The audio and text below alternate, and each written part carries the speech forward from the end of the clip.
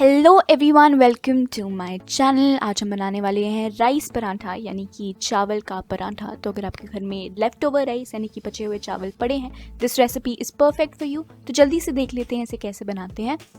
तो सबसे पहले हम ले लेते हैं 2 कप आटा और इसमें ऐड कर लेते हैं थोड़ा सा नमक।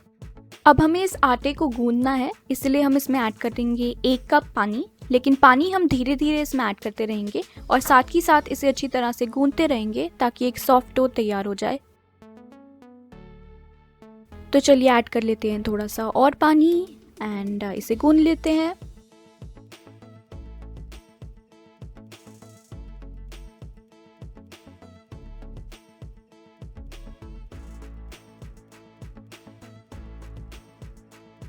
ये आटा जो हमने गूंदा है, हम इसे ढक लेंगे और इसे रेस्ट होने देंगे करीब 15 मिनट तक।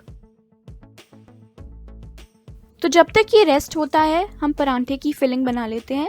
इसके लिए हमें चाहिए 1 कप बॉइल्ड चावल यानी कि उबले हुए चावल। इसमें हम मिला लेते हैं चॉप्ड अनियंस। मैंने यहाँ पर 1/4 cup of chopped onions use किया है।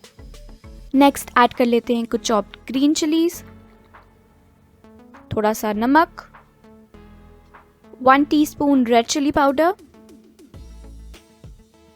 Half teaspoon coriander powder, half teaspoon garam masala and थोड़ा सा कटा हुआ धनिया। इसे अच्छी तरह से मिला लीजिए ताकि सारी चीज़ें आपस में अच्छी तरह से मिल जाएं।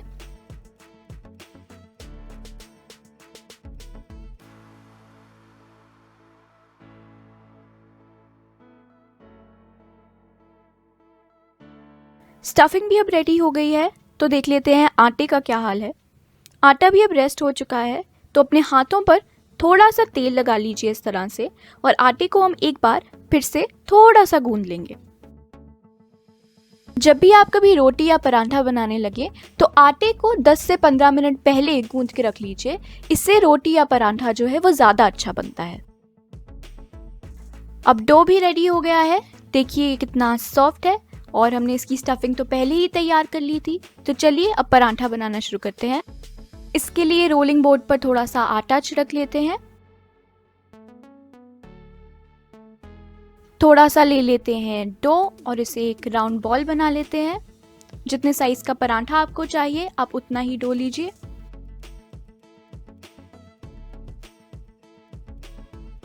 एंड हम इसे थोड़ा सा इस तरह से प्रेस कर लेते हैं एंड इसे बेलना शुरू करते हैं। अभी हमें इसे पूरा नहीं बेलना है, थोड़ा सा ही बेलेंगे ताकि इसमें हम स्टफिंग भर सकें। तो डाल लेते हैं हम इसमें स्टफिंग, जो चावल की स्टफिंग हमने बनाई थी उसे। हमें बहुत ज़्यादा स्टफिंग भी नहीं डालनी है और बहुत कम स्टफिंग भी नहीं डालनी है, तो आप इस बात का ध्यान रखिए। अब इसकी एजेस कर लेते हैं हम सील, ठीक इसी तरह से। And make sure that you seal it well ताकि जो भी स्टफिंग है वो बाहर ना आ जाए और हमारा पराठा खुल ना जाए। तो इसे कर लेते हैं हम इस तरह से पिंच ताकि जो पराठा है वो अच्छी तरह से सील हो जाए। पराठा अब हो गया है अच्छी तरह से सील, तो चलिए हम इसे बेल लेते हैं। हम इसे बेलेंगे जिस तरह से हम नॉर्मल चपाती को बेलते हैं उसी तरह से।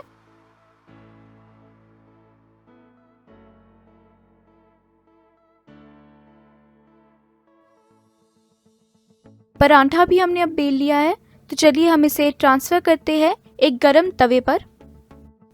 हमें तवा बिल्कुल गरम चाहिए, तो अगर आप चाहें जब आप पराठा बेल रहे हैं आप उसी टाइम तवे को गैस पर रख सकते हैं ताकि ये पहले से ही गर्म हो जाए। इसे हमने एक बार पलट लिया है, तो हम लगा लेते हैं इस पर थोड़ा सा ऑयल। हमें दोनों तरफ पे ऑयल लगाना है और इसे दोनों तरफ से अच्छी तरह से कुक करना है जब तक कि इस पर ब्राउन स्पॉट्स जो हैं वो आने ना लग जाए। तो इसे एक और बार पलट लेते हैं और दूसरी साइड पे भी ऑयल लगा लेते हैं।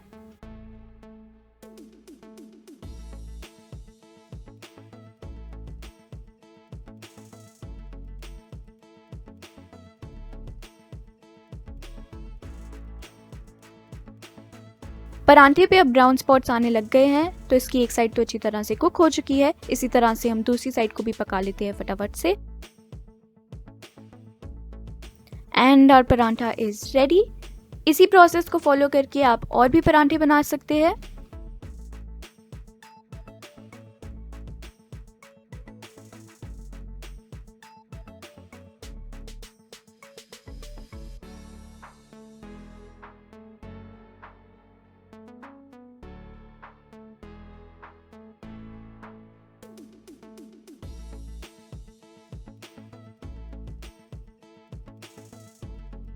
हमारे चावल के परांठे अब रेडी हो चुके हैं। लग रहे हैं ना ये कितने यमी, और इन्हें बनाना भी कितना आसान था, और ये कितनी जल्दी भी बन गए।